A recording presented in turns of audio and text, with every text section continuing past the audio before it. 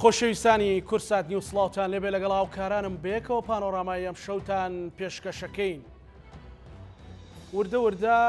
کێشەکانی نێوان هەرێمی کوردستان و بەغدا قوڵتر دەبنەوە. وا بڕیار بوو بە یەک لیست هێز و لایەنە سیاسیەکان بەشداری لە هەڵبژاردننی ئەنجومەنی پارێزگاکان بکەن بە تایبەتیش لە کەرکووک، بەڵام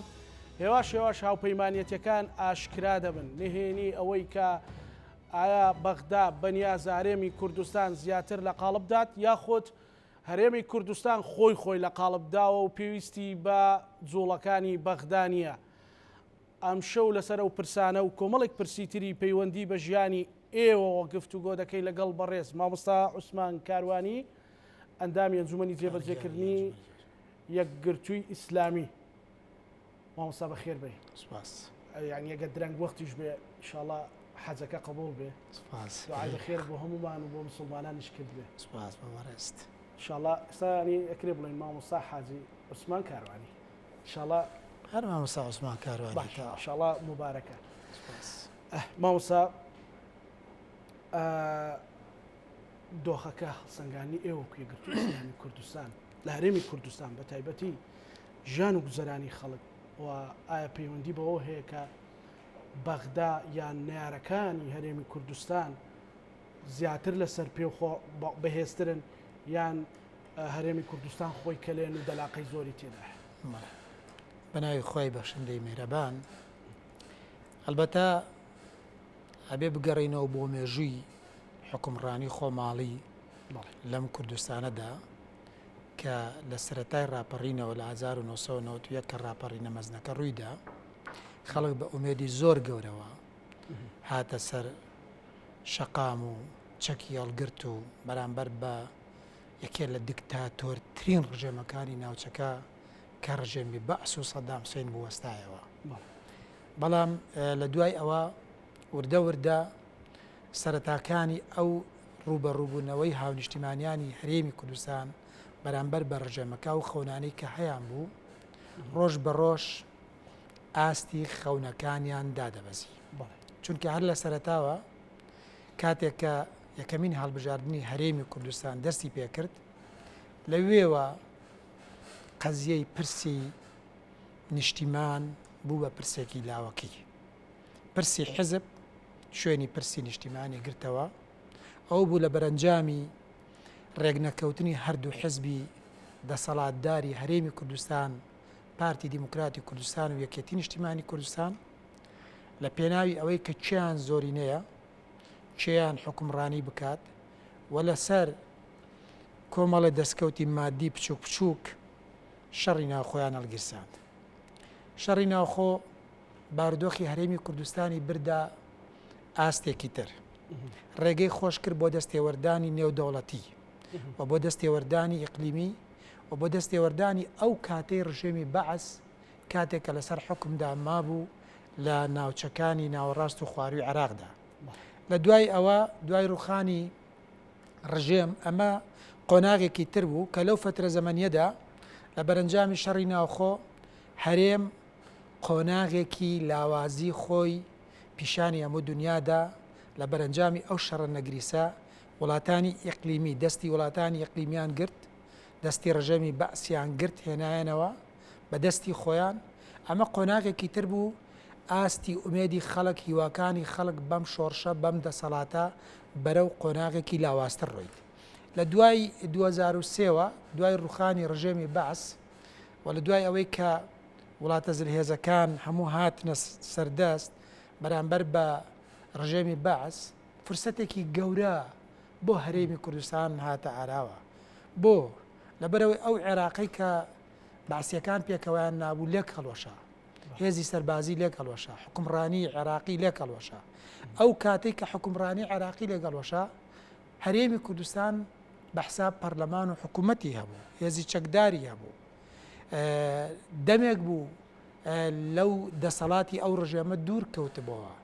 نەیانتوانی ئەم بارودۆخەش بەڕاستی ئەو وەفدانەی کە بڕۆ بێژوو بخوێنەرەوە ئەو بەرپرسە ئەمریکانەی کە لە عێراقدا حکمیان کردووە لە بەرەنجامی ئەو مێژووە کە دەگەڕیتەوە بۆی بڕۆ سەیری بکە ئێستا کە من خۆم خوێندومەتەوە، ئەڵێ کوردەکان هاتن داوای چیان لێکردین؟ کوردەکان کە هاتن داوای پارە، داوای داوای کەرکووکیان نەکرد، داوای دەوڵەتی کوردیان نەکرد، داوای هەندێک سەرۆت و سامان و پاریان کردبوو ئەوانیش خوا هەڵناگرێ ئەوەنە سەخاوەتمەندانە مامەڵیان لەگەڵا کردبوون هەر کە لە سەر و تەوەقوع تەسەوراتی خۆیانەوە. ئەمەش مەرحەلەیەکی تری لاوازبوونی هەرێمی کوردستان بوو قۆناغ بە قۆناغ. دوای ئەوە لە ساڵەکانی دواتردا کە هاتین بەرەو بڵین 2023مان تێپەڕان ئەو ساڵانەی تر کە هاتە پێشەوانێ نەمانتوانی ئەو بارودۆخە ئیستیغلال بکەین هەر لە بیدایەتەوانێ هەتاوەکو ئێستا ئەم هەرێمی کوردستانە بە کۆمەڵە شت حکمڕانانی هەرێم خنکاندیان. بەچی خنکاندیان؟ یەکەم بە گەندەڵیەکی زۆر بێمانە، گەندەڵیەکی زۆر بێمانە. ئێستا بۆ نمونە بۆ 10 ساڵ نەتوانراوە لەم هەرێمی کوردستانە ئەم هەموو خەڵکە پرۆفیشناڵە تەخەڕۆژ ئەکا لە زانکۆ پەیمانگاکان کەستەعین بکرێ، چونکە باید 15 ساڵ 20 ساڵی تریش موچەخۆری بندیواریان بنیان ناوە، موچەکە ڕۆیوە پارەکەیان داناوە. لە وڵاتێکی لە 5-6 میلیۆن کەسیە 1000 میلیۆنە و 400-500 هزار موچەخۆر دروست کراوە. ئەمە بەرەنجامەکەیەتی لەوێدا هین ڕووخا، یعنی بڵین ئەو هێزە ئەکادیمیایی کە تۆ بنیادن نابوو هیچ ئومێدێکی نەما، قۆناغێکی تری داتەپین دەستی پێکرد. گەندەڵی هەرێمی کوردستانی لێگەڵۆشان کە گەندەڵیەکان ئەنجامدا نەیانتوانی لە پاڵی ئەمەدا، ئەمە گەندەڵی مالی، گەندەڵی سەربازی هاتە پێشەوە. گەندەڵی سەربازی لە چیا بوو؟ لەو هێزانەدا بوو کە دروستیان کرد لە هەرێمی کوردستاندا ئەو هێزە حیزبیانە کە دەبووە هێزێکی نیشتیمانی هەبووایە، ئەو بەرحیمایانەی بۆ بەرپرسەکان کە دائەنرا کە بەرپرسی وا هەبوو بە هەزاران کەس بەلی وا دانراوە بۆی کەوا حیمایەتی ئەم بەرپرسە بکە. یعنی آخر تۆ چەند هزار کەسێکت بۆ چێت تۆ ڕابرە حیمایەتی تۆ بکات لە وڵاتێکدا کە تۆ لە ناو خەڵکی خۆت دابیت. بەم ناوە ئەمەش بۆکو بڵی داتەپینێکی تر لە ناو هێزی پێشمەرگەشدا دروست بوو. دوای ئەوە وەرە بەرەو بارودۆخەکانی تر قۆناغ بە قۆناغ ئەو دام و دەستگا و مؤسساتە نیشتیمانیانەی کە بنیاد نرابوون ساڵ بە ساڵ شکۆیان ئەبەزێنرا، وەکو بڵێ هەیبەتیان نەئەهێڵدرا، نانەهێش پەرلەمان ببێتە قیبلە نمای حکوومەت، نانهێش حکوومەت ببێتە حکوومەتێکی پرۆفیشناڵی مەدەنی خزمەت گوزار، نانهێش دام و دەستگا و مؤسساتی نیشتیمانی دادگاکان سربەخۆ بن. منطقی تیان نییە مرۆڤێک ڕۆژنامەنووس بکوژێ، پیاو بکوژێ، گەنج بکوژێ، ئینسان بکوژێ. منطقی تیان نییە دادگا لە هەولێر نەیگرێ، دادگا لە سلێمانی نەیگرێ. آخر ئەمە هەر لەوەندەی کە بچۆ پاڵ دەسەڵات متمانەی هاو نیشتیمانیان بەم دام و دەستگا و مؤسساتانەش ساڵ بە ساڵ دابەزی، قۆناغ بە قۆناغ هاتە دواوە. دوای ئەوە ئەمە هەموو لە بەرەنجامی چیە بوو؟ لە بەرەنجامی ئەوەدا نەبوو لەوەی کەوە بڵین بە ئەم خەمی پرسە نیشتیمانیەکەیەتی ئەو خەمینە، نەخێر هەمووی ململانەی حیزبی بوو، ململانەی دەسەڵات بوو، ململانەی دارایی بوو، ململانەکە ململانێکی سیاسی بوو، نەک ململانەیەکی نیشتیمانی نەتەوەیی خزمەتگوزاری بێت لە بشکێتەوانێ بڕژێتەوانێ ناو بەرژەوەندێ گشتیەکانی خەڵکی کوردستان. ئەمە بارودۆخەکانی هێنا هەتاوەکو گەیشتە ئێستا قۆناغ بە قۆناغ. ئەم قۆناغانەی ئەخیر هەرێمی کوردستان لە چەند ساڵی ڕابردووە پەیوەندیەکانی لەگەڵ بەغدا نەیانتوانی ئەم پەیوەندیانە ڕێک بخەن. بۆ یەکەم لە ناو خۆی ماڵی خۆیانە ناکۆک بوون، خۆیان ڕێک نەبوون لەسەر ئەوەی کە چۆن ڕێکی بخەن. بۆ نمونە پرسی نەوت کاتێککە هاتە پێشەوانێ کە ئابووری سەربەخۆ هاتە پێشەوانێ نەیانتوانی بە شێوازێکی تەندروست و شەفاف مامەڵەی لەگەڵا بکەن. ئەگەر ئابووری سەربەخۆ ئەگەر داهاتی نەوت کاتێ لە هەرێمی کوردستاندا هاتە پێشەوە ببووە بەهۆی خۆشگوزەرانی و ئارامی بۆ خەڵکی کوردستان، یعنی بە ژیانی تاکەوە دیار بێ، بە ژیانی خەڵکەوە دیار بێ. ئێمە کە بووین بە خاوەنی نەوت پێچەوانەکەی دەرکەوت، پێچەوانەکەی لەسەر ژیانی خەڵک دەرکەوت، کە بووین بە خاوەنی ئابووری سەربەخۆ پێچەوانەکەی لەسەر ژیانی خەڵک دەرکەوت. ئەوەی تا ئێستاوت هەموو ئەمانە بەرەو ئەم واقعی ئێستەی هێناین، قۆناغ بە قۆناغ هێنانی تاوەکو ئێستا گەیشتینە ئەم مەرحەلەی ئێستا لە بەرەنجامی ئەو شکستانەی ڕابردووە وە گوێنەگرتن لە دۆست و دڵسۆزانی ئەم نیشتیمانن جا لە کەسایەتێکی ڕۆشنبیرەوە بێ لە ڕۆژنامە نووسانەوە بێ لە خەڵکی ڕخنەگرەوە بێ لەو سیاسیانەوە بێکە لە ماڵەوە دانیشتون لە پرۆژەکانی هێزەکانی ئۆپۆزیسیۆنەوە بێ کە چەندین جار پرۆژەی جۆرا و جۆر پێشکەش بەم حکومڕانانە کرا و پێیان درا و خەتی سوورخرای بەردەمیان تەنانەت لە وڵاتە زلهێزەکانەوە کاتێ دۆستی لەو دۆستانی کە وەکو بڵێ گرێچۆرەکان خراە بەردەمیان لە هەموو ئەمانەوە کە گوێیان نەگرت و بەردەوام هەر بەردەوام بوون لەسەر پلانە حیزبیەکانی خۆیان بێهەیبەتکردنی پەرلەمان بێهەیبەتکردنی حکوومەت یعنی تۆ تەسەورەکەی ئەو دام و دەستگا و مؤسساتە نیشتیمانیانەی کە هی خۆیان بوو خۆیان ڕێزیان لێناگرت یعنی هێزێکی وەکو یەکگرتووی ئیسلامی کوردستان ئێمە داوامان کرد سەرۆکی حکوومەت بێتە ناو پەرلەمانەوە بۆ پرسیارکردن وەک میوان بۆ پرسیارکردن لەسەر بار و گوزەرانی خەڵک ئەم بارودۆخی خەڵک بۆ وایە وەڵامەکەیانەوە بوو پەیوەندیان پێوە کردین وتیانە بێ هەموو پۆستەکانی بادینانتان لەدەست بدەن ئەگەر ئیمزاکانتان نەکشێنەوە پەرلەمانەکە هی خۆتە تۆ خۆت سەرۆکی تایە ئەکسەریەتی تایە بانگت کراویت بانگێش کراوی بۆ ناو ئەو پەرلەمانەی کە لە دەستەی سەرۆکاتیا تۆ دوو کەست هەیە چونکە بەڕاستی ئەوی تریش هەر مەحسوبە لەسەرەوە تۆ دوو کەست هەیە ئەکسەریەتی پەرلەمانی تۆیە تۆ حساب بۆ ئەمە ناکەیدا حکوومەت دام و دەستگا و مؤسساتی حکومی ململانی حیزبیان هێنایە ناو چقی حکوومەتەوە ململانی حیزبی داخل بەناو حکوومەت کرا کاتێک ئەلەم قۆناغەیە ململانی حیزبی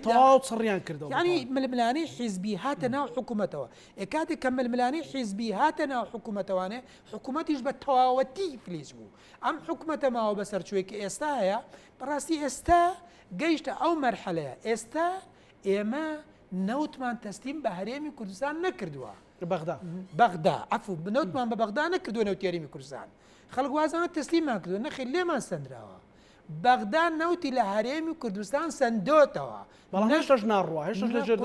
تەسلیمی نەکردووە ئەو بە بڕیاری ناوجیوانی محکەمەی پاریس لەگەڵ ئەو سکالایی کە بەغدا لەوێت تەجیری کردبوو و لەگەڵ ئەو اتفاقی کە لەگەڵ تورکیا کرا و لەگەڵ ئەو لێک تێگەشتنی کە لەگەڵ ئەمریکەکانە بۆیان دروست بوو بەغدا ناچار کرا بە تەسلیم بوون بە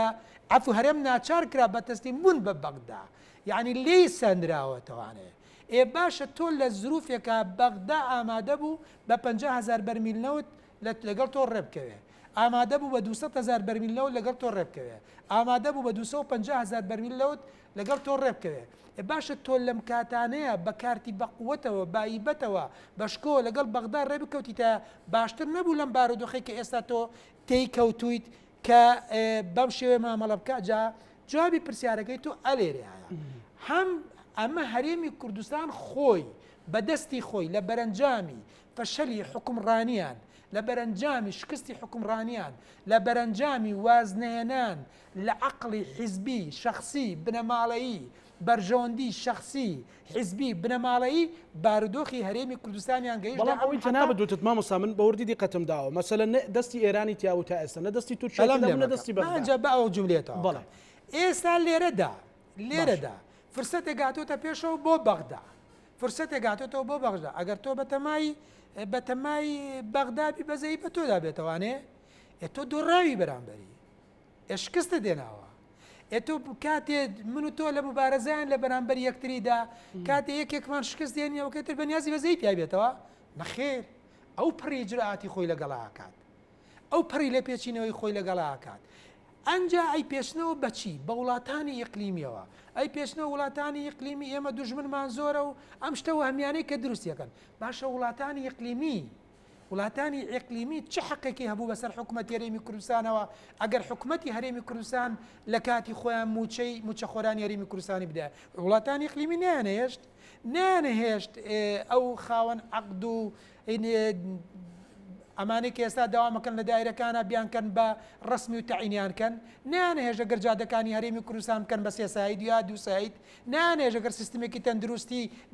باش بنیاد بنێن ئەوەی کە کرایشە کۆمپانیەکانی ئەوان کردویان قوربانگیان ئێستا بۆمان دەرکەوتووە لەوەی کەوە ئەم شتانە پەیوەندی بە وڵاتانی ئیقلیمیەوە نییە پەیوەندی بە ناوماڵی خۆمانەوە هەیە حیزب حکومڕانەکان لە هەرێمی کوردستانە پاشیل بوون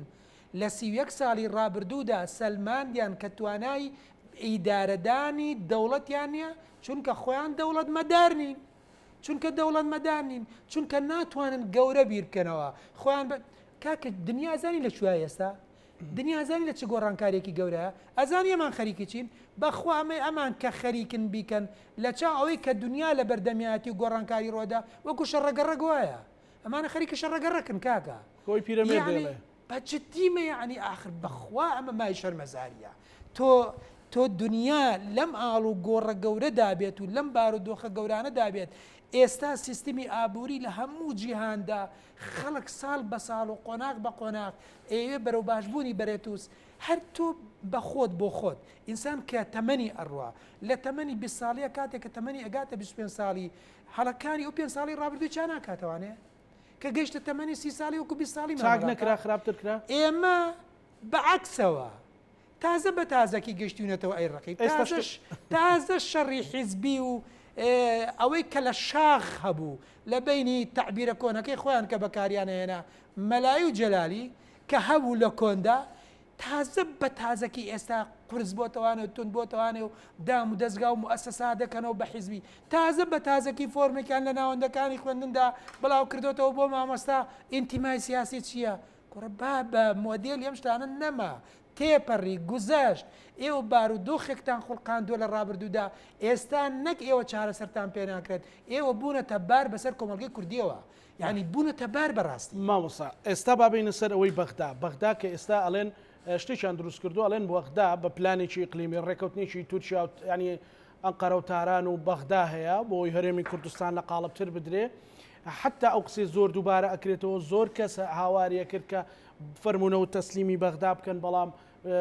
ژان و گوزەران باشە بێەوە تا هەموو شتێکمان ڕادەست کردووە و بەغدا قۆڵبادانمان لەگەڵەکە بەغدا موچەکانتان نانێرێت گەیشتەوە زیردارای خۆی ئەڵێ بڕۆن بۆ موچە پرس بە بەغدا بکەن هەستەکەی ئەمە هێشتا خەلەل لە هەرێمی کوردستان و لە وردکاری هەرێمی کوردستان هەیە وەکو بەڕێستان کە کارجۆڕی مەکتەبی سیاسی بۆ تعبیرەی هەیە خەڵک باشتر بۆ ڕوونە کارجۆڕی مەکتەبی سیاسی گرتووی ئیسلامی کوردستانی یان بەغدا نیەتی نییە ژیان و ینی موچە و بژێوی خەڵک دابین کات قوربان هەردوو دیوەکەیەتی دیوی یەکەمیان بە نیسبەتی هەرێمی نهێنی ئەو بابەتە بە وردکاری گەر لای جەنابەت بێت هەردوو دیوەکەیەتی هەرێمی کوردستان ئەم بارودۆخی کە ئێستا خەڵکی تێکەوتووە بەڕاستی لە 100 هەرێمی کوردستان لێبەر پرسیارە لە بەشێکی ئەم بارودۆخە لە بەشێکی زۆری ئەم بارودۆخە هەرێمی کوردستان بەرپرسیارە بۆ لەبەر ئەوەی چونکە لە ڕابردوودا بەرپرسانی هەرێمی کوردستان ئێستەیشی لەگەڵا بێت بەم وەزعی ئێستا ئەوان بەغدا ئەڵێ 500 ملیار دیناری ناردووە بۆ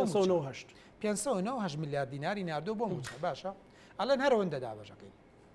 ئەوەندە دابەشەکەین ئەی پارەی گومرگەکان لەکوێیە ئەی داهاتی ناوخۆ لەکوێیە ئەی ئەو داعمە نێودەوڵەتی کە زۆربەی وەرەگرن و لە ساڵی 2014ەوە مانگانە 14 ملیۆن دلار بۆ داعمی هێزی پێشمەرگە دێ ئەی ئەوە لەکوێیە باشە ئێستا حکومڕانانی هەرێمی کوردستان خۆیان بۆ خۆیان نایەنە سەرخەت لە بەرەنجامی ململانەی بینی خۆیان ئەو ئەڵێ گومرگەکەی خۆمە ئەوی ژەڵی ئەم گومرگانە بۆ معلوماتی جەنابەت ئێستا ئەگەر بە شێوەیەکی شەفاف والله حەزەکەم بزانی یەکێ لە بەدبەختیەکانی خەڵکی ئەم کوردستانە ئەوەیە داهاتی هەرێمی کوردستان بەدەست ئینسانی ئەمینەوە نییە بەدەست ئینسانی دەستپاکەوە نییە بەدەست ئینسانێکەوە نییە ڕازگۆیانە و شەفافانە بێ ئەم داهاتە بخاتەوە خزمەتی خەڵک یعنی ئێستا هەرێمی کوردستان بەس ئەوانەی کە داهاتەکە ئاهاتە دەستیان ئەمیر بوونایە ڕازگۆ بوونایە شەفاف بوونایە هەرێمی کوردستان پێویستی بە هیچ شتێک نەبوو یعنی ئەوان ئێستا یەکێتیش و پارتیش ئەزانی چ کاتی خۆیان بەسەرکەوتوەزانن پارتی کاتێ خۆی بەسەرکەوتوەزانێ کە لە مححەتەیەکە بتوانێت ئیرادی یەکێتی بشکێنێ یەکێتی کاتی خۆی بەسەرکەوتوەسانە لە مححەتەیەکە بتوانێت ئیرادی پارتی بشکێنێ ئەو کاتێ خۆی بەسەرکەوت و پارتی کاتێ خۆی بەسەرکەوتوەزانێ بتوانێت لە بەغدا پۆستێک زیاتر لە یەکێتی وەربگرێت یا سەر کۆمارەکە ئیفلیس بکە یەکێتی کاتی خۆی بەسەرکەوت و ئەزانێ ئەو بتوانێت پۆستێک زیاتر وەربگرێت ئەو بتوانێت سەر کۆمارەکە بەدڵی ئەو نەبێت و بە جۆرێکی تر مامەڵی لەگەڵا بکە کاکە خەریکی ئەم ململانیانن خەریکی ئەم جۆرە مامەڵەکردن خۆشیان باش زانن خۆشیان باش زانن لەبەر ئەوە ئێستا هاوڵاتیان و هاونیشتمانیانی هەرێمی کوردستانیش باش ئەمانەی بۆ دەرکەوتووە باش بڕواتان هەبێ ئەو هێزە چەکدارانەی کە حیمایی بەرپرسەکانن قەناعەتیان بۆ برپرسانە نەماوە بەس دە پێناوی پاراستی بەرژەوەندی قوتی ماڵ و مناڵی خۆیان ناتوانن دەستبەرداری ئیش و کارەکانیان ببن ئەوە بۆ هێز سیاسەکان ڕاستیانە بۆ آخر بەرزێکێتی و پاتێزی چەکداریان یا قوربانجان خۆ خێزەکان تر هێزی چەکداریان لەبەرەوە هەر شمولی یەکێتی و پارتیەکە لەبەرەوە ئەوە واقعەکە ئەمە واقعەکە کە هەیە لە دوای ئەوە بەغدا بۆچی مامەڵەکەواکە بەغدا ئەزانێ گومانی لە بێسەروبەری هەرێمی کوردستانەیە کاکە لە هەرێمی کوردستانە لە ساڵی 2013 بودجە تەسلیم نەکراوە بە پەرلەمان فەوزایە تۆ کە بودجە تەسلیم نەکرد بۆ پەرلەمان موازنە نەبوو لە وڵاتە وەچی سەرف و داهاتەکە دیار نییە دەرناکەوێت ئێستا بەغدا ئامادە نییە بەم شێوە فەوزایی کە چەند ساڵە بەڕێوەیە بن مامەڵیان لەگەڵدا بکات ئەبێ ئەو داهاتی کە لە بەغداوە دێت وەچی سەرفی دیاری کراوە بێت اینجا ڕۆژ بە ڕۆژ داواکاریەکانی بەغداش لە هەرێم زیاد دەکات ئەمڕۆ نەوت بەیانی گومرگ دوو بەیانی داهاتی ناخۆ سێ بەیانیەوە واقعەکە وایە تۆ نەوتوانیەوە تۆ خۆت فەشەلت هێناوە تۆ خۆت شکستت هێناوە تۆ لە 31 ساڵی ڕابردووە نەوتوانیەوە ئیسپاتی وجودی خۆت بکەیت یعنی لە 31 ساڵی ڕابردووە بۆ نمونە ئێمە نەمانتوانی ئەزمموی حکومڕانیەکی مۆفەق لەم هەرێمی کوردستانەیە پێشکەش بکەین کە هەموو دنیا شایەتیمان بۆ بدا بڵێن ئەشۆمبیلا کوڕ شایستەی دەوڵەتە ئێستا ئێمە حکومڕانیەکمان پێشکەش کرد لە بەرچاوی هەموو دنیا خەڵکی نەک دەرەوە هاوڵاتیەکانی ناوماڵی خۆت ئەڵێ ئەشۆمبیلا ئێوە بە کەڵکی حکومڕانینە بۆ چکە لە پەرلەمانە فەشەلتان هێنا لە حکوومەتەوە فەشەلتان هێنا لە سیستمی دادوەریە فەشەلتان هێنا لە سیستمی تەندروستیا فەشەلتان هێنا لە سیستمی پەروەردەیە فەشەلتان هێنا لە پەیوەندی ئیقلیمی و نێودەوڵەتیە کردتان لە پەیوەندیەکی حیزبی فەشەلتان هێنا لە داهاتی ناوخۆ و دەرەکی و نەوت و سربەخۆ و گومرگ و هەموو شتێکە فەشەلتان هێنا کاتێک کە خەڵک ئەمە ئەبینێ ئەم وێنانە ئەبینێ بەغداش ئەزانێ بەغداد ئەزانێت من لە کۆبوونەوەیەکدا بووم کاک زانەوەڵا لێکە لەم دوو حیزب حکومڕانە بەڵێ لێکە لەم دوو حیزب حکومڕانە لە کۆبوونەوەیەکدا بووم وتیان باشە بۆ بەغدا ئەوەندە بە ئاسانی جورئەتی کرد ئەم بڕیارە لەسەر هەرم دەربکە من جوابم دانەوە وتم بۆچی جورئەت نەکا کاتێک کە دەبینن دوو هێزی حکومڕانی لە هەرێمی کوردستاندا هەیە پەیوەندیەکانیان بە تەواوەتی لێکەڵۆشاوە کاتێک کە هێزی چەکدار ئەبینێت لە هەرێمی کوردستانە هێزی حزبی و هەفتا و هەشتایە و بە ئەوامری حزبی ئیژەکەن و هیچ حێزێکی نیشتیمانی لەم وڵاتەدا بوونی نییە بە هێزەکانی وەزارەتی پێشمەرگەی شەوانە بە یعازێکی حزب دێنەوە دەرەوانێ چونکە ئەوانیش هەر حزبین ئەوانیش حزبین کاتێک کە بەغدا دەبینێت پەیوەندی بینی حکومڕانەکان حکوومەت و هاونیشتیمانیەکانی ئەگەر 50 پرد بێ 40 پردی ڕوخا و دەیەکەی تریشی تەقیوە ئەمە جوان دەبینێ کاتێک کە بەغدا دەبینێت دەستێوەردانی ئیقلیمی لەم هەرێمەدا لە بەرەنجامی فەشەری حکومڕانی ڕۆژ بە ڕۆژ بەرەو هەڵکشان دەڕوە کاتێک کە ئەم وێنانە دەبینێ باشە ئەم دیمەنە هی ئەوەیە تۆ حەزەری لێ بکەی بڕیاری لەسەر دەرنەکەی باشە ئەمڕۆ بڕیارێک دەرچووە مامۆستا مەسەڵەن عەلی عەلاوی کە وەزیری دارایی بوو چاومان لە دەست و کەرەمی بوو جارجارە 200 ملیاری ئەنارد و ئەوانە ئێستا ئەمڕۆ بڕیاری گرتنی بۆ دەرچووە ئێمە مەسەلەن زۆر گلەی لە بەغداکەین ئەمانوت بەغدا بێ سەروبەری تەمان عێراق وڵاتێکی زۆر فاشیلە لە دنیا زۆر بەڵام سەیری کەشتا ئەوان لە دەستەی نەزاهەیە خەڵک لەسەر مەسەلەن بڕەپارێک ئێمە بۆچی نەمانتوانیوە تا ئێستا وەزیرێک مدیر عامێک لە ڕابردوو لە ئێستا بدەینە مەحکەمە جا عێراق بە ئەو مەقتعی تۆشتەوە با تەواوی کەم من تەواوتری کەم عێراق خۆی بۆ خۆی سێ پێکاتەیە شیعە سوننە کورد بەڵێ ئەم سێ پێکاتەیە بەیەکەوە ژیانیان بە ڕەزامەندی خۆیان هەڵیان نەبژاردووە سەپێنراوە بەسەریانە ئێستا پێکاتە سەپێنراوە ئەنجا شیعە یەک دنیای اختلافات لە ناو ماڵیات بڵاوبێتەوە سونە هەروایە کوردیش هەروایە بەغدا بۆ خۆی وەکو حکوومەت تا سەرسقان دەوڵەتێکی گەندەڵە ئەنجا لە ڕووی خزمەت گوزاریوانێ خزمەت گوزاریەکانیشی فاشیلە بەڵام دەست نەبراوە بۆ موچەی موچە خۆران دەست نەبراوە بۆ نرخی سوتەمەنی بۆ ڕعای اجتماعی بەڵە دەست نەبراوە بۆ کۆمەڵێشێت کە یعنی بڵێ سەبەبی هۆگ سەرەکین لە گرانبوونی ژیان بۆ هاوڵاتیان بە شێوازێکی گشتی تێگەی ئەمە واقعەکە بوو جا نازانم پرسیارەکەی تۆ پرسیارەکەی من لەو ڕوانکەوە بوو بەس لێمە بۆ ناتوانین وەزیرێک مدیرعام بدەینە محکەمە ئەوان بەو شێوەیە بن کە ئەو هەموو خلافیان لەو ڕوانگەیەوە بەغدا 100 جار لە هەرێمی کوردستان دەپێشترا 100 جار بۆ چونکە ئێستا لەو فترە زەمەنی ڕابردوودا دەبینی چەندین جار وەزیرەکان دراون بە دادگا وەزیرانی ناوەتە پەرلەمان مدیرعام ئەمری بالقەبزی بۆ دەرچووە کوێ گیراوە بەڵام لەم وڵاتەی ئێمەدا لە هەرێمی کوردستاندا حتاوەکو ئێستا لە ماوەی ئەم 31 ساڵەدا وەزیرێکی گەندەڵ نەدراوە بە دادگا پاشان هەش بووە گۆرە بە دیوەکەی ترا ئەبێ بڵێ هەش بووە تۆ بڵێ چەنی پاک بوو بێت یعنی واقعەکە هەیە بەڕاستی تۆ وەزیر ئەگەر گەندەڵی لێ دەرەکەوێ مدیر عامێک گەندەڵی لێ دەرەکەوێ وەزعێک ئاوا دروست دەبێت کورد بۆ خاتری خوا چۆر من باسی چەند ساڵی ڕابردوود بۆکەم لە شوێنێک بووم لە قوتابخانەیەک کەسێکیان هێنا بوو لەسەر دزی دەرکرا بوو خێجی کولێ بوو هێنا بوویانە قوتابخانەیەک دوای کردیان بە معاونمدیر دوای کردیان بە مدیر تێگەی لەسەر دزی دەرکرا بوو بۆ خاتری خوا یعنی ئەمە ئەم وڵاتەیە ئێستا تۆ وەزیرێک کاتێ ئەبینی یەک دنیا گەندەڵی کردووە یەک دنیا نەعەدالەتی کردووە یەک دنیا شتی کردووە هیچ ئیشە کارەکانی لەبەر نەڕێشتووە ئێمە شایانیەوە نییە بدرێ بە دادگا باشە ئەو مافیانی کە گەندەڵی ئەەکەن ئینجا ئەم وەزیرانە کە گەندەڵی ئەەکەن بە پشتی چیەکەن بۆ معلوماتی جەنابێت ئەوانش بە پشتی حیزب حکومڕانەکانێکن ئەوان بە پشتی بەرپرسە حیزبیەکانێکن چونکە ئەگەر بەرپرسە حیزبیەکانیان لەگەڵ نەبێت ئەوانش جورئەت ناکەن بەو جۆرە مامەڵە بکەن لە ناو وەزارەتەکەیانە مامۆستا ئێوەکو یەکگرتووی ئیسلامی کوردستان وەکو هێزێکی ئیسلامی میان ڕەو مەسەلەن چیتان کردووە بۆ ئەوەی کە وەکو بەزەی هاتنەوە هیچی بێ بۆ لە هەرێمی کوردستان و بۆ ڕۆ بەغدا بۆی بتوان خیتابێکی کوردی یان هەستان کردو لەو فەوزایە خیتابەکەی ئەوە ژوونە بێ بەڵێ خیتابی کوردی ئێستا ئێمە ودمان نەکرد برادرانی پارتی و یەکێتی ئەڵێ مونە بێ لەو فەوزایە بەس گوێ بگرن خیتابی کوردی ئەم برادرانە بەناوی کوردەوە کە دیان بەس بۆ کوردیان نەکرد بەس بەناوی کوردەوە ئاڕۆشتن بەس دەڕاستیا بۆ خۆیان کرد بەناوی کوردەوە ئێستا بۆ نمونە ئەوە هەڵبژاردننی کەرکووکە باشە بەڵێ ئەمڕۆیەوە هاوپەیمانی هەڵبژاردننی کەرکووکە باش لە هەڵبژاردننی کەرکووکە چاوی دنیا لەسەر کەرکووکە بەڵێ بەتایبەت کورد لە ڕووی سەربازیەوە لە کەرکووکە دۆڕاندوێتی بەڵێ وایە تەواو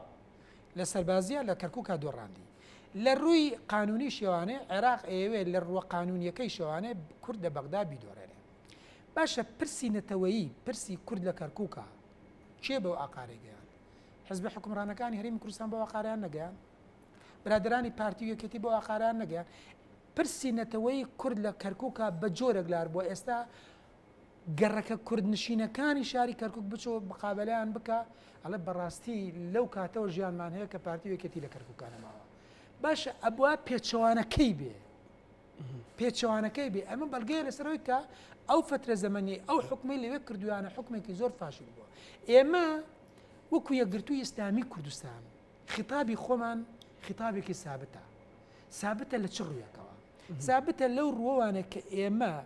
لەو ڕۆژەوە خۆمان ڕاگەاند و حتاوەکو ئێستا ئێمە هەر پێناسەکەمان ئێمە حیزبێکی ئیسلاحی نیشتیمانین بە دیدێکی ئیسلامیەوە بیر ئەەکەینەوە لە چارەسەرکردنی کێشەکانی گەلەکەمان لە پێناوی پارێزگاریکردن لە بەرژەوەندە گشتەکانی خەڵکی کوردستان ئەگەر سەیری ئەم قسەی ئێمە بکەیت لە ڕابردووە حتاوەکو ئێستا لە هەرێمی کوردستانە لەسەر دەستی ئێمە کێشەیەکی ناوخۆی ڕووی نەداوە یعنی شەڕێکی ناوخۆمان نەکردووە ئێمە بارەگامان سوتا وڵاتانی ئیقلیمی ئامادە بوون چەکمان بدەنێ بەس ئێمە ئامادە نەبووین ئەم چەکە بکەین بهێنین بیکەین بە شەڕی ناوخۆ تێگەی ئێمە چوینە مەجلیسی حکم لە مەجلیسی حکم بە دوا بەرژەوەندەکانی خۆمان نەکەوتین هاتین سەرقاڵی نووسینەوەی دەستور بووین لەگەڵ هەموو ئەو هێزە سیاسیانەی ئەو کاتەدا کە لە بەغدا بوون لە پێناوی پارێزگاریکردن لە سەروەریەکانی گەلی کوردستان ئێمە لە کاتێکە لە وڵاتانی عالەمی ئیسلامیەوە توانی بێتمان دەستێکی خێریمان هەبێ هەوڵمان داوە ئەم دەستە خێریانە بێنین لە ڕێگەی منەزەماتی خێرخوازیوانێ هاونیشتمانیانی هەرێمی کوردستان سول لەم خێرە وەربگرن حتا قووەتی ناوخۆ خەڵکە دەوڵەمەنەکانی ناوخۆش بۆیە ئەبینی ئێستا هەزاران خەڵکی بێناز ئەوەی کە حیزب حکومڕانەکان بیری لە ناکەنەوانێ ئەوانەی کە باوکیان لە دەستداوە مناڵەکان بێناز بوون ئێمە وشەی نازدارانمان بۆ بەکارێناون هەوڵ ئەدین نازیان بکێشین هەوڵماندا چەندمان پێکرا مزگەوتەکان ئاودان بکەینەوانێ و ئەوانەی کە لە سەردەمی ڕژێمدا وێران بوون و بارودۆخەکان تێکچوون هەوڵماندا نەخۆشخانەی جەوال دروست بکەین هەوڵماندا هەزاران گەنجی پەروەردەکراو لەم هەرێمی کوردستانەدا بخەینەوە ناو هاونیشتیمانیان یاریمی کوردستان ئێمە توانیمان ئەندازیارێک پەروەردە بکەین کە پرۆژەیەکت پێسپار لی نەترسی خیانەت لێ بکە توانیمان پزیشکێک پەروەردە بکەین کە خیانەت لە میهنەکەی نەکا توانیمان مامۆستایەک پەروەردە بکەین کە خیانەت لە میهنەکەی خۆی نەکا توانیمان گەنجێک توانیمان گەنجێک پەروەردە بکەین کە ئەو گەنجە ڕێز لە باوکو دایکی بگرێت ڕێز لە خانەوادەکەی بگرێت نیشتیمانەکەی خۆی خۆش بوێت سووک و ڕیسوایانە ئێستا لەسەر شانە بەردەوامن بە بەردەوامی ئەمە کاری یەکگرتووی ئیسلامی بەڵام پێش و بۆتانە چێتە پێش ئێمە بە بەردەوامی کاری خۆمان ڕناگرین لەسەر بۆ هەڵوێستی سیاسی هیچ جێکە لە هێزوو لایەنە سیاسەکانی تر بەڵێ زۆربەی زۆری ئەو شتانی کە بۆ تۆم باس کرد ئێمە بەردەوامی لەسەری بەردەوامی ئێستش چی بێ ئێمە بکرێتەوە لە کەرکووک یەکێتی هاوپەیمانێتیی هەیە لەگەڵ تا ئێستاوەی ڕاگەیاندۆ لەگە حزبی شوعیە پارتیش ئەمڕۆ هاوپەیمانێتیی ڕاگەیان لەگەڵ کۆمەڵێک حزب ئێوەش لەگەڵ یەکگرتووی کۆمەڵی دادگەریان ڕاتانگەیان لە یەکێتی نزیکتر بوونیان کۆمەڵ بۆی دەنجی کورد لە پارتی بۆی دەنجی کورد پەرتەوازە نەبێ ئێمە لە ڕاستیە لە وەکو لێک نزیکی لەو بارودۆخانەیە نە لە پارتی نزیکی نە لە یەکێتی نزیکین لە کەس نزیکی هەستەکەن دەستان لە هەرچیەکان نزیک ئەزانی بۆچی بۆ معلوماتی جەنابەت لەبەرەوەی ئەو دوو هێزە لە کەرکووکدا بارودۆخێکیان خۆڵقاندووە وێنەکەیان بە جۆرێک شێواوە بەڕاستی کەس جورئەتی ئەوە ناکا خۆیان لێ نزیک کاتەوانێ کەس جورئەتی ئەوە ناکا بەڵام دەنجی کورد نافۆتێ دەنگی کورد ئێمە بەرپرس نین لەو بارە لارەی کوردایەتی کە لە کەرکووکا دروست بووە باری لاری کوردایەتی و ناشتنی پرسی نەتەوەیی و کفن و دفنکردنی چێ ناشتوێتی و چێ تێکی داوە ئەوانە لێ بەرپرسیارن ئێمە بەرپرس نین لە ڕێکردنەوەی ئەو بارە لارە چونکە باسەکە ئێستا پرسی نەتەوەیی نییە لە کەرکووکە پرسی کوردایەتی نییە بەو شێوەیە کە بۆتە پرسێکی حیزبی لە هەرێوەک وەکو هەرێمی کوردستان بۆ بەغدا هیچ شاندێکتان هەبووە مەسەلەن پەرلەمانتاری چالاکتان هەیە لەوێ مەسەل وەکو سیاسیەن شاندێکتان بڕوا لەگەڵ حکوومەت لەگەڵ مەسەلە لایەنەکانی پشتی حکوومەت ئەوانەی سپۆرتی حکوومەتەکەن کۆبوونەوە بکەن و لێک تێگەیشتنیاوە دروستکە لانی کەم لەسەر بژێوی ژیانی خەڵک ئێمە لەو بارودۆخانەدا لە چەند مانگی ڕابردوودا بەڕێز جەنابی ئەمینداری گشتی بە وەفدێکی باڵا سەردانی بەغدای کرد سەرجەم هێز و لایەنە سیاسیەکانی بەغدای بینی حتا مەحکەمەی ئیتیحادی بینی زۆر کەسی بینی لەو بارودۆخانەدا چیتان بۆ ڕوون بوو هەموو سەردانەکانی ئێمە کە کردمان بۆ بەغدا لە پێناوی ئەوەدا بۆ شتێک بە ئێمە بکرێت لە پێناوی پارێزگاریکردن لە باشترکردنی گوزەرانی هاونیشتیمانیان یاریمی کوردستان لە هەوڵماندا و ئەو پەرلەمانتارانش کە ئێستا لە بەغدا ئێمە هەمانە بۆ نمونە جەنابی دکتۆر جەمال خۆتان بینی لە لیژنەی داراییە چ ڕۆڵێکی کاریگەری بینی چۆن وێنەی قارەمانانەی تۆمار کرد لەو بارودۆخانەدا و بەڕاستی لە هیچ محەتەیەکدا هەر شتێک دژ بێ بە خزمەت گوزاری و بەرژەوەندی گشتەکانی خەڵکی کوردستان ئێمە لە بەغدا لەگەڵ یانین چه هێزی سیاسی بێت چه پەرلەمان بێت چه حکومەت بێ هەر کەسێک پارێزگاری بک لە بەرژەوەندی گشتەکانی خەڵکی کوردستان ئێمەش ماوەسا جەمال باسی ئەوەی کرد کە محەممەد شیع سوودانی پێوتوە ئێمە ئامادەین هەموو هەژدەی مانگە وەکو لیستی موچەی عراق موچە بۆ فەرمانبەرانی هەرێمی کوردستانیش بنێرین بۆ چوونی ئێوە لەسەر ئەوە چی ئەگەر ڕاستە خۆ موچە لە بەغداوە بێت ئێستا بارودۆخەکە گەشتۆتە ئەوەی کە ئەبێ موچە لە بەغداوە بێ لە بەسم خۆیان دامەشکەن و تەناوەکو من ئەوەندە ئەڵێن ئێمە وەکو یەکگرتووی ئیسلامی کوردستان کە چەندین جار بەرپرسانی ئێمە و جەنابی ئەمینداری گشتیش ئەمەی وتووە کە نابێ موچەی موچەخۆرانی هەرێمی کوردستان بکرێتە ململانەی سیاسی نێوان هێز و لایەنە سیاسیەکان. ئەمە بەڕاستی بەڵام لەسەر و پرسە بەڕاستی ئەمە ئەگەر بکرێ خیانەتە لە هاونیشتمانیان هەرێمی کوردستان، خیانەتە لەو موچەخۆرانە. ئەگەر بەغدا ڕاستە خۆم و چەبنێرە مامۆستا چونکە هیچ ئینتیمای ڕەبتی بە ئینتیمای نیشتیمانی ئێستا بارودۆخەکە هەر بەغدا ڕاستە خۆی نێرێ خۆ ئێستا چی نێرێ ئێستا بەغدا ڕاستە خۆ موچە نانێرێ بۆ هەرێمی کوردستان بۆی دابش بکرێ لە نێوان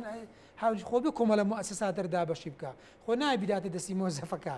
یعنی هەر ئێستا بارودۆخەکە خۆی وای لێ هاتووە خۆی وای لێ هاتووە ئێستا بەغدا ئەبێ ئەمە بنێرێ بەڵام بەغداش بەڕاستی یاری بکە بە قوتی هاونیشتیمانیانی هەرێمی کوردستانەوانێ ئەوەی بەغداش خیانەتێکی زۆر فەزیحە و تا سەریش بەڕاستی ئەم بارودۆخانە هەروە ناچێتە سەر و هاوڵاتیان و هاونیشتمانیانی هەرێمی پێت وایە نیەتێک هەبێ مەسەلەن پێت وایە نیەتێک هەبێ بەغدا بێوێت زیاتر فشارەکان توندکات و خۆی وا بکە بڵێ من موچە دابەشەکەم و وەکو وەزارەتێک مامەڵە لەگەڵ هەرێمی کوردستان بکە و مەسەلەی کۆمەڵێک بابەتی تریش قەید و بەند دروست بەغدا ئەگەر لەبەری بڕوا محافەزە بە محافەزە مامەڵێ لەگەڵاکە ئەگەر لەبەری بڕوا ئەگەر لەبەری بڕوا حەزەکە قەزای ڕانیە بەجێ مامەڵێ لەگەڵا بکە سلێمانیش بەجێ مامەڵێ ئەگەر لەبەری بڕوا بەڵام ئەمە شتێکی دەستوریە هەرێمی کوردستان تەسبیت کراوە کە ئەمە هەرێمە هەرێمێکە و مەوزوعی ئەنجا هەندێ پرسی شەیە هەندێک پرسی شەیە بەغدا ناتوانێت خۆی بەتەنیا بڕیاری لەسەر بدا ئەوە پێویستە بە ئەمریکیەکانەوە پێویستە بە هەندێک لە وڵاتانی ئیقلیمیەوە و بە تایبەتی ئەمریکیەکان لەم بارودۆخانەدا لە کاتی ئەو بڕیارەندا ڕۆڵە خۆ لە ڕابردوودا خەڵکانێک زۆر هەوڵیاندا موچەی سلێمانی ڕاستەوخۆ بێ بۆ سلێمانی بەڵام نەیانتوانی بۆ چونکە پەیوەندی بە دەستورەوە هەیە و پەیوەندی بە شتێکی نێودەوڵەتیەوە هەیە ئەمە وڵاتانی زلهێز ڕۆڵیان قسەیانتیا هەیە وڵاتانی ئیقلیمی قسەیانتیا هەیە ئەنجا پێویستە بارودۆخی ناخۆ ئێستەیش بەڵام ئێستا هەرێمی کوردستان ئەگەر بێت و یەک ئیرادە نەبێت و هەر بەم فەوزایە بمێنێتوانێ هەموو ئەگەرێک لە بەردەمی بەغدادا کراوە لە کاتێکدا وڵاتە زلهێزەکان دەست بەرداری بێت. مامۆستا ئێستا باسی ئەوە کرێ کە مەسەلەن بەدیل بڵێ انتخاباتە مەسەلەن هێزی میانڕەوی ئیسلامی بێتە پێشە کۆمەڵە کەسایەتی ڕەنگە دەنجی زۆر بێنن یەکگرتوو کۆمەڵی شتێپەڕێنن پێت وایە ئەمە ڕاست بێیان حرەکەیەکی ترە مەسەلەن نموزە بۆ ئەفغانستان هێنرێتەوە مەسەلەن ئەو چەند ڕۆژە و بابەتە گەرم بوو کە باز لەوە کرا کە ئەگەر ئەمریکیەکان بکشێنەوە ئەوە تا ئێستا ڕووی نەداوە لەسەر گریمانەیە قساکەین بەڵام هێزێکی دوور لە ڕادیکاڵیت مەسەلەن میانڕەو بێتە پێشەوە کۆمەڵی کەسایەتی بێنە پێشەوە لێرە و لەوێش کۆمەڵی خەڵک سەری دەرێناوە مەسەلەن لە ڕێگەی وتار و ئەوانەوە لە چوارچێوەی یەکگرتوونیە لە چوارچێوەی کۆمەڵێن لە چوارچێوەی زوتنەوە نییە. بارودۆخی هەرێمی کوردستان و ئەفغانستان جیاوازە بارودۆخێکی جیاواز ئەفغانستان دەوڵەت بوو بەڵێ ئەفغانستان دەوڵەت بوو ئەم دەوڵەتە بۆ خۆی سەروەری خۆی هەبوو کاتێک کە ئەمریکیەکان ئەکشێنەوانێ هەر ئەمریکیەکان خۆیان ئاسانکاریان بۆ ئەوی هێزە کرد کە بێتە پێشەوانێ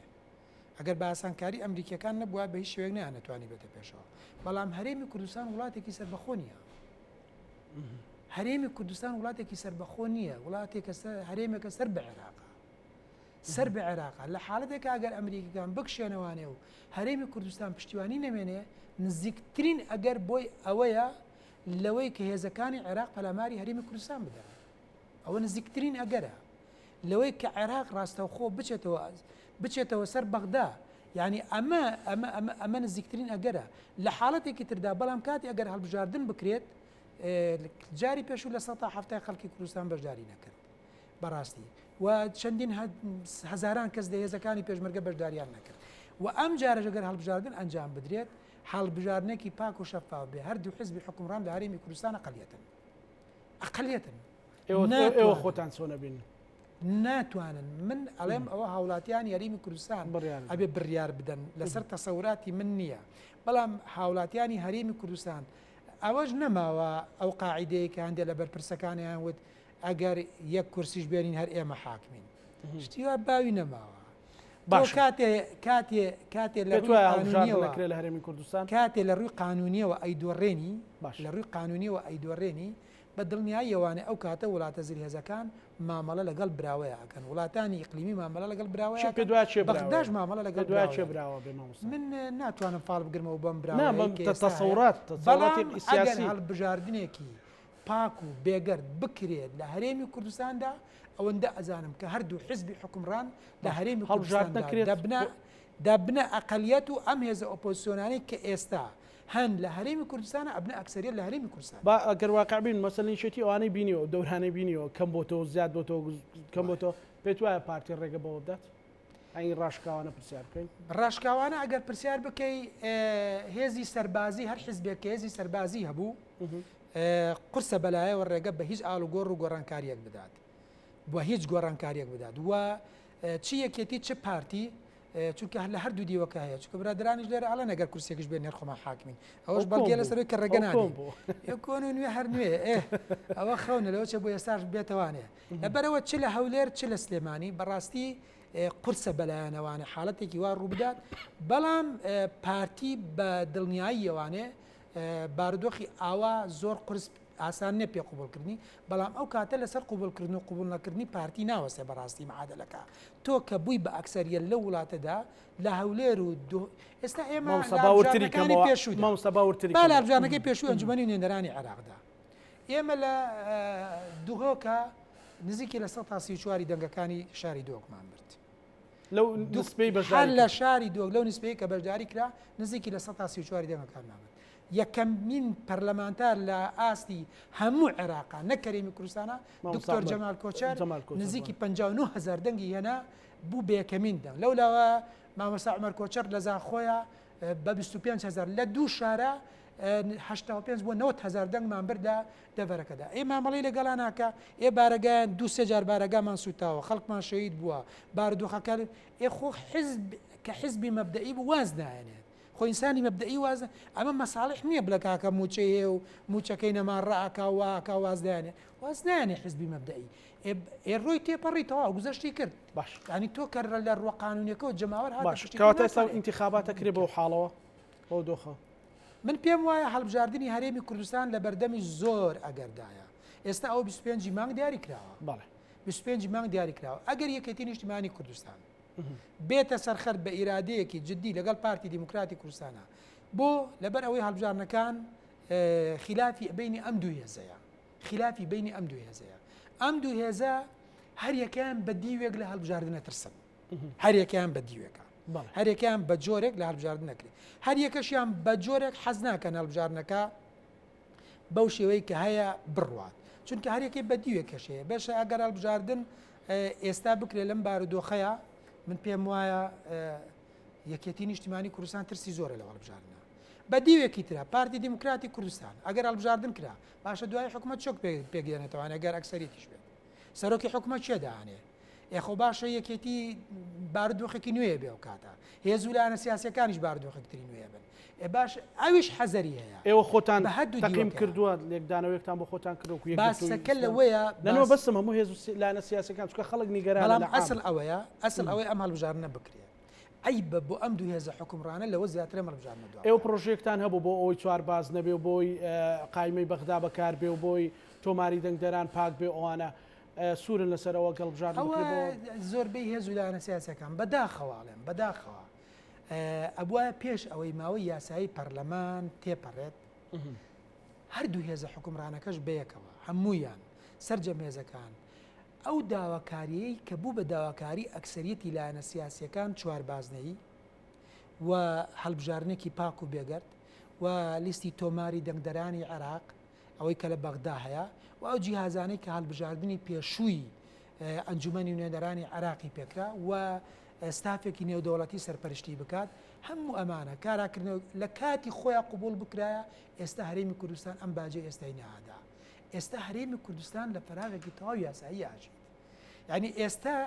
کۆمیسیۆنی باڵای سەربەخۆی هەڵبژاردنەکان کە سەرۆکایەتی هەرێم بڕیاری دەرکردووە لە سەرپەرشتی هەڵبژاردنەکان بکە هەر خلافیان لەسەر قسەکە هەیە ئەڵێ نابێت پێمان بڵێن سەرپەرشتی بکە ئێمە هەڵبژاردنەکان جێبەجێ ئەەکەین تەنفیزیەکەین نەک سەرپەرشتی تاوە